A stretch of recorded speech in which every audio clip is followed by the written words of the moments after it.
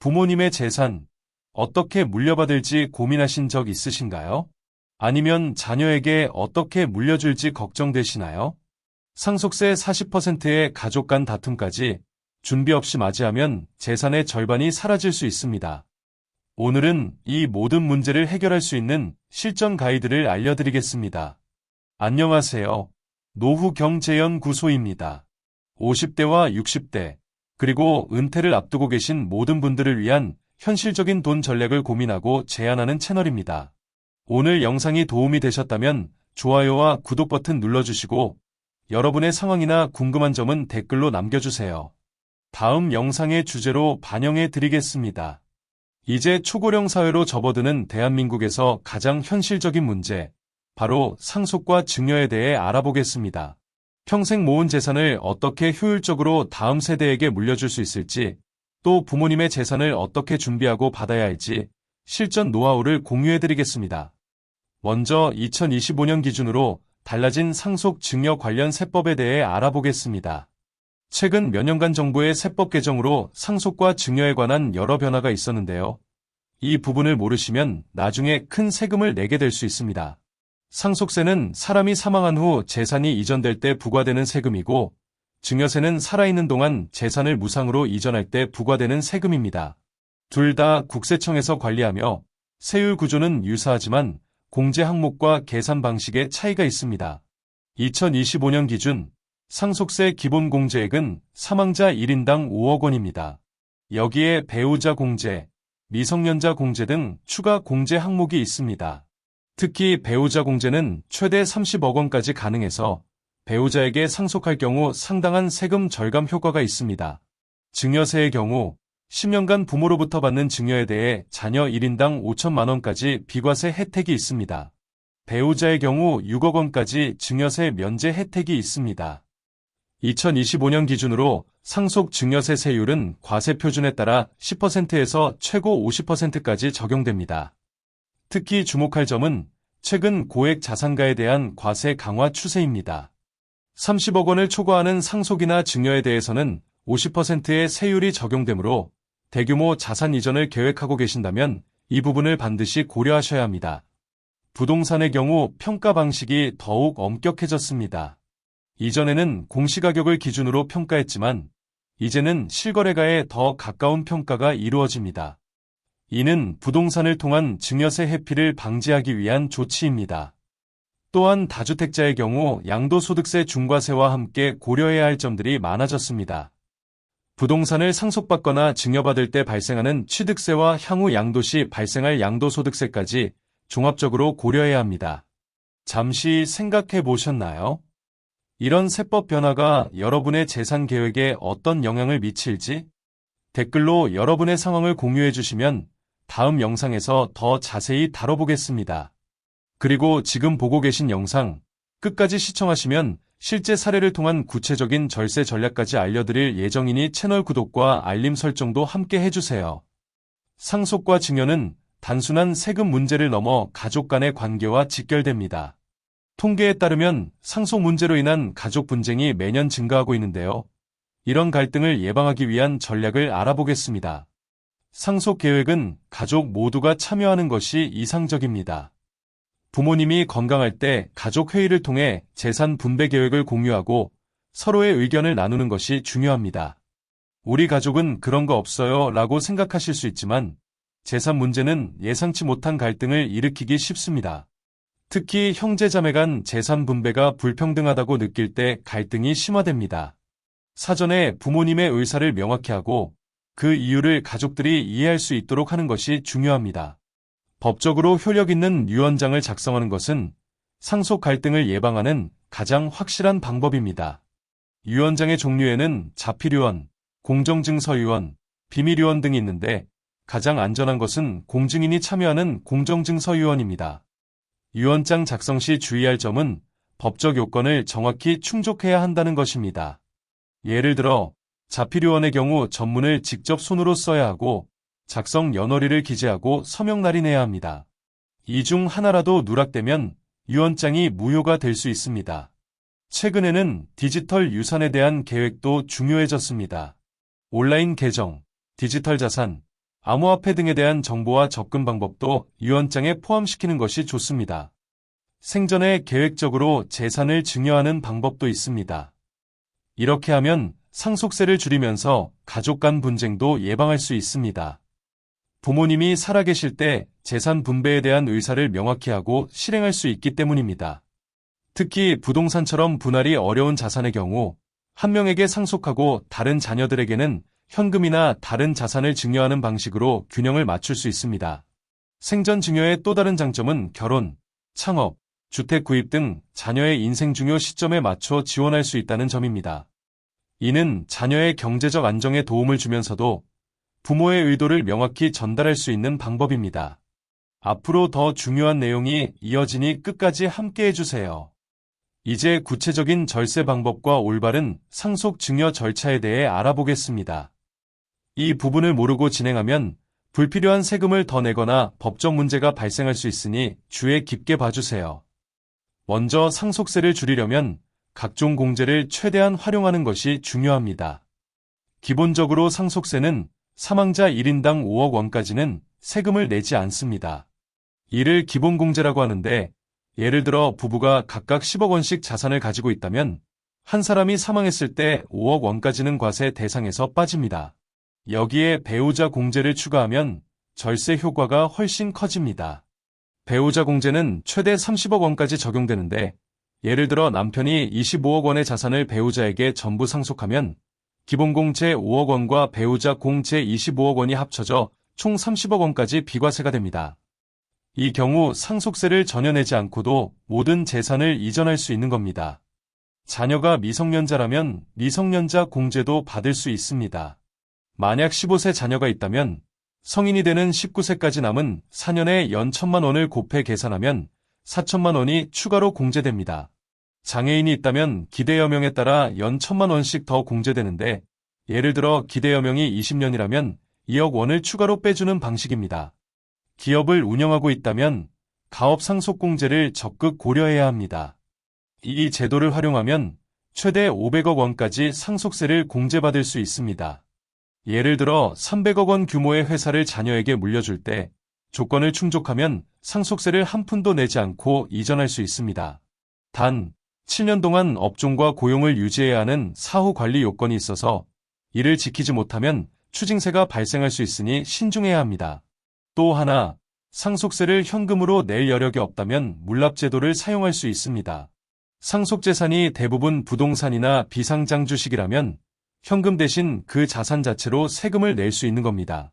다만, 부동산은 국유재산법에 따라 국가가 받아줄 수 있는 조건이 있어야 하고 비상장 주식도 평가 절차가 까다롭기 때문에 전문가의 도움을 받는 것이 안전합니다. 다음으로는 증여세 절세 방법입니다. 증여세는 시기와 금액을 나누는 것이 핵심입니다. 부모와 자녀 사이에는 10년 동안 5천만 원까지 증여세가 면제됩니다. 예를 들어 올해 자녀에게 5천만 원을 주고 10년 뒤에 다시 5천만 원을 주면 총 1억 원을 세금 없이 이전할 수 있는 셈입니다. 자녀가 2명이라면 10년마다 2억 원까지 비과세로 줄 수 있습니다. 부부간 증여 공제도 강력한 절세 수단입니다. 배우자에게는 6억 원까지 면세가 가능하므로 예를 들어 남편이 아내에게 6억 원을 증여하고 아내가 이 돈을 자녀에게 5천만 원씩 나눠주는 방식으로 진행하면 전체 세금 부담을 크게 줄일 수 있습니다. 자녀가 창업을 준비 중이라면 창업자금 증여세 특례를 활용할 수 있습니다. 최대 30억 원까지 증여세 감면이 가능하며 5억 원까지는 세금이 전혀 없고 초과분에 대해서도 10%의 낮은 세율만 적용됩니다. 예를 들어 10억 원을 창업자금으로 주면 일반 증여세라면 약 3억 원의 세금이 나오지만 특례를 쓰면 약 5천만 원 정도로 줄어듭니다. 단, 창업업종이 법에서 정한 범위 안에 있어야 하고 자금을 받은 후 4년 이내에 창업을 완료하며 10년간 업종을 유지해야 한다는 조건이 있습니다. 부동산 증여는 취득세와 나중에 팔 때 발생하는 양도세까지 반드시 계산해야 합니다. 예를 들어 시가 5억 원의 아파트를 증여받으면 취득세로 약 2에서 3%를 내야 하고 향후 10억 원에 매도한다면 시가 차익 5억 원에 대한 양도세를 내야 합니다. 증여세만 보고 결정하면 오히려 전체 세금 부담이 커질 수 있는 이유입니다. 이제 중요한 상속과 증여 절차에 대해 말씀드리겠습니다. 상속 절차는 크게 상속 개시, 상속 재산 조사, 상속인 확정, 상속 재산 분할, 상속세 신고 및 납부 순으로 진행됩니다. 먼저 상속이 시작되면 가장 먼저 해야 할 일은 고인의 재산과 채무를 하나도 빠짐없이 조사하는 것입니다. 은행 예금, 현금, 부동산, 주식, 비상장 지분, 보험금은 물론이고 채무까지 모두 확인해야 합니다. 이 과정에서 누락이 생기면 나중에 상속세 계산이나 가족 간 분쟁으로 이어질 수 있습니다. 재산 조사가 끝나면 상속인이 누구인지 확정합니다. 법적으로 정해진 상속 순위에 따라 배우자와 자녀, 혹은 손주까지 포함되는 경우도 있고 직계존속이 포함될 때도 있습니다. 이때 가족관계증명서, 기본증명서 등 관련 서류를 준비해 법적 상속인을 명확히 하는 것이 중요합니다. 재산과 채무를 모두 파악한 후에는 상속을 그대로 받을지 아니면 상속을 포기하거나 한정 승인을 할지 결정해야 합니다. 이 결정은 상속이 개시된 사실을 안 날로부터 3개월 안에 내려야 합니다. 상속을 포기하면 재산과 채무 모두 받지 않는 것이고 한정 승인은 받은 재산의 범위 내에서만 채무를 갚겠다는 조건입니다. 이 기간을 넘기면 법적으로 단순 승인으로 간주되어 모든 재산과 채무를 그대로 떠안게 되니 채무가 많은 경우 반드시 기한 내에 결정해야 합니다. 상속인이 확정되면 상속재산을 어떻게 나눌지 협의하게 됩니다. 형제자매가 여러 명일 경우 합의가 늦어지면 갈등이 커지고 법정 상속분대로 자동 배분될 수도 있습니다. 따라서 합의 내용을 분할협의서로 작성해 서명과 날인을 받아두는 것이 안전합니다. 이후 상속세를 신고하고 납부해야 하는데 거주자의 경우 사망일이 속하는 달의 말일부터 6개월 이내가 신고 기한입니다. 비거주자이거나 상속인 전원이 해외에 있으면 9개월 이내입니다. 신고 기한이 토요일이나 공휴일이면 다음 영업일까지 연장되지만 하루라도 늦으면 가산세가 붙습니다. 상속세 신고를 할 때는 부동산이나 주식 같은 자산의 평가를 법에서 정한 방법대로 산정해야 하며 이때 평가 기준일을 잘못 적용하거나 자료를 준비하지 않으면 세금이 더 늘어날 수 있습니다. 상속세는 신고 후 바로 현금으로 납부해야 하는데 현금이 부족하면 부동산이나 비상장 주식 같은 현물로 납부하는 물납제도를 활용할 수 있습니다. 다만 국가가 받아줄 수 있는 요건이 있으니 사전에 확인해야 합니다. 상속 절차가 끝나면 등기 이전이나 계좌명의 변경 같은 실물 이전 절차를 완료해야 비로소 상속이 마무리됩니다. 증여 절차는 증여 계약 체결, 증여세 신고 및 납부 순으로 진행되며 증여세 신고는 증여받은 날로부터 3개월 이내에 해야 합니다. 비과세 한도 내에서 증여하더라도 신고는 필수입니다. 많은 분들이 세금이 없으니 신고를 안 해도 된다고 생각하다가 나중에 국세청 조사 때 누락 사실이 발견되어 가산세를 내는 경우가 많습니다. 증여를 할 때는 증여계약서를 작성해 증여자와 받는 사람의 인적사항, 재산의 종류와 평가액, 증여 시점과 조건을 명확히 적어야 합니다. 구두 약속만으로 진행하면 훗날 시점과 의도에 대한 분쟁이 생기기 쉽습니다. 부동산 증여의 경우에는 소유권 이전 등기를 하고 취득세를 납부해야 합니다. 이 절차를 늦추면 나중에 이전 시점의 시가로 세금이 다시 계산되어 더 많은 세금을 내야 하는 상황이 발생할 수 있습니다. 또한 증여받은 부동산을 팔면 증여 당시의 시가와 매도 시점의 차익에 대해 양도세가 부과되므로 향후 세금 부담까지 고려해야 합니다. 상속과 증여 모두에서 공통적으로 자주 하는 실수는 신고 기한을 놓치는 것입니다.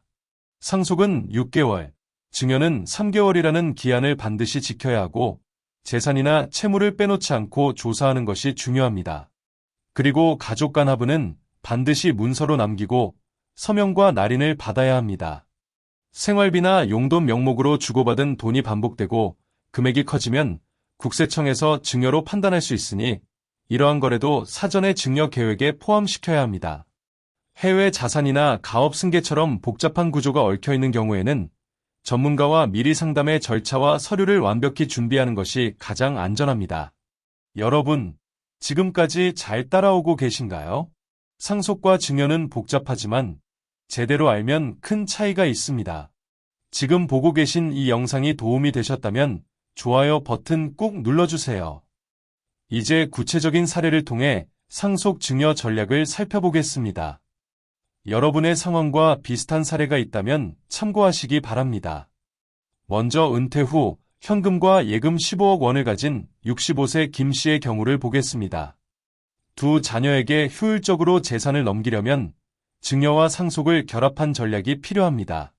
김 씨는 매년 자녀 한 명당 5천만 원씩, 즉 두 자녀에게 각각 5천만 원씩 증여를 하면 10년 동안 총 10억 원을 증여세 없이 이전할 수 있습니다. 10년 비과세 한도는 자녀 1인당 5천만 원이므로 두 자녀면 1회에 1억 원씩, 10년간 누적하면 각각 5억 원씩, 합계 10억 원을 비과세로 이전하게 됩니다. 이때 중요한 것은 매년 증여할 때마다 증여계약서를 작성하고 증여받은 자녀 쪽에서 3개월 이내에 증여세 신고를 하되 비과세 사유를 명확히 기재해 두는 것입니다. 신고를 안 하면 나중에 국세청 조사에서 누락으로 가산세가 붙을 수 있습니다. 남은 5억 원은 상속으로 남겨두어 상속세 기본공제 5억 원을 활용합니다.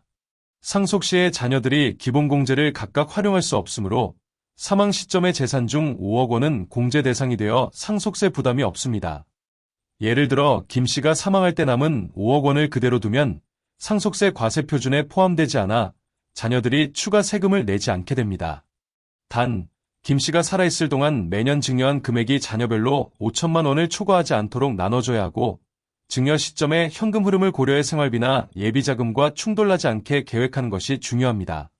이 계획을 문서화하고 가족과 공유하면 일부 자녀만 먼저 받았냐는 오해를 줄일 수 있습니다.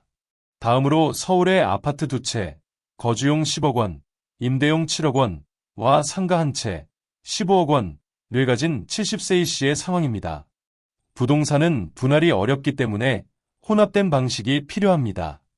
먼저 거주 중인 아파트는 본인 명의로 유지하여 상속으로 넘기는 쪽으로 두고 배우자나 자녀에게 상속할 때 배우자 공제 또는 기본공제를 최대한 활용하도록 설계합니다. 임대 중인 아파트는 단순 증여 대신 일부를 매매 형식으로 처리하여 증여세 부담을 줄입니다. 예를 들어 시장가 7억 원짜리 임대 아파트를 자녀에게 넘길 때 3억 원은 자녀가 부모에게 시장 가치에 근접한 금액으로 지급하고 나머지 4억 원은 증여로 처리하면 실질적으로는 가격 조정을 통해 증여세 과세 표준을 줄이고 그 사이의 가치 차이를 합리적으로 설명할 수 있습니다. 이 과정에서는 적정한 감정평가서를 받아두고 매매계약서와 증여계약서를 동시에 갖춰두는 것이 안전합니다. 상가 15억 원은 둘째와 셋째 자녀가 공동으로 받되 증여세 부담을 현금 자산으로 커버하도록 준비합니다. 예를 들어 상가 지분 50으로 나눌 경우 각자 7.5억 원의 가치를 받게 되므로 증여세 계산 시 각자의 과세 표준을 정확히 따져서 증여세 신고를 하고 필요한 경우 증여세를 납부할 현금 자산을 부모가 미리 마련해두는 방식입니다. 자산 가치 차이를 맞추기 위해 다른 자녀들에게는 현금성 자산이나 금융상품으로 보정의 형평성을 맞추면 갈등을 줄일 수 있습니다. 이 씨의 경우에는 전체 포트폴리오를 가족회의에서 설명하고 각 자녀가 받는 실질 가치가 비슷하도록 조정하며 문서로 남겨놓는 것이 나중에 분쟁을 예방하는 핵심입니다. 이런 부동산 중심의 이전에서 흔히 빠지는 실수는 증여 이후 소유권 이전 등기를 지연하거나 취득세와 향후 양도소득세까지 고려하지 않아 단기적으로는 세금 회피에도 나중에 더 큰 비용이 생기는 경우입니다. 임대 아파트를 자녀에게 넘긴 뒤 해당 자산을 향후 처분하면 증여 당시 시가를 기준으로 양도세가 계산되므로 그 차익 부담까지 시뮬레이션에 반드시 포함해야 합니다. 세 번째 사례는 중소기업을 운영하는 68세 박 씨의 가업 승계입니다. 박 씨는 회사 지분 70%를 장남에게 물려주고 싶은데 다른 자녀들과의 형평성도 고려해야 합니다. 이 경우 가업 상속공제를 활용하면 상당한 세제 혜택을 볼 수 있습니다.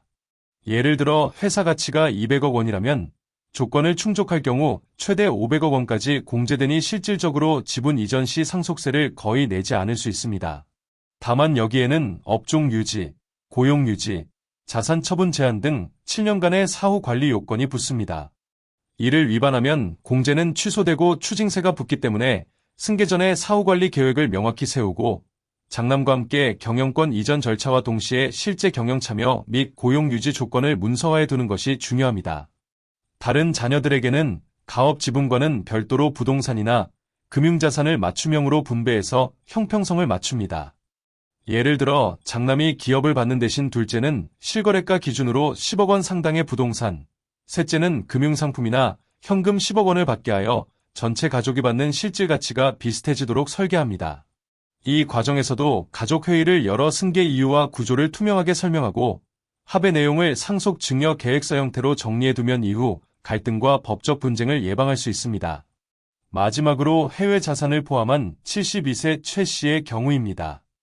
최 씨는 국내 자산 외에 싱가포르에 금융자산이 있고 미국의 부동산을 보유하고 있습니다.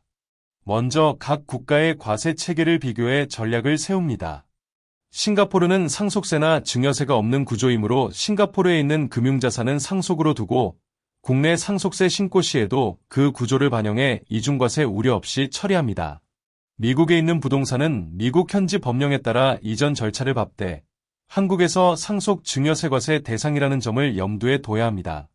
이중과세를 피하기 위해 미국에서 납부한 관련 세금은 내국납부세액공제를 통해 조정하고 이를 입증할 서류를 미리 준비해 두어야 합니다.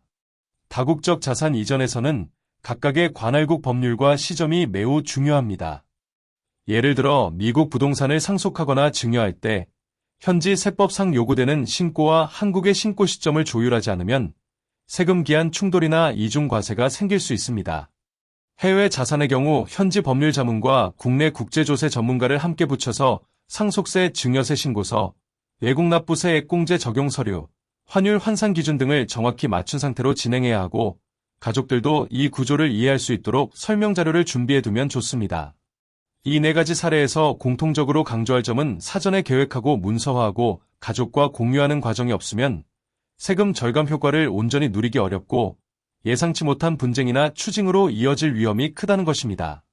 지금 말씀드린 전략을 바탕으로 여러분의 상황에 맞게 숫자를 대입해보고 필요하다면 전문가와 함께 시뮬레이션에 실제 실행 가능한 플랜으로 구체화해보시기 바랍니다.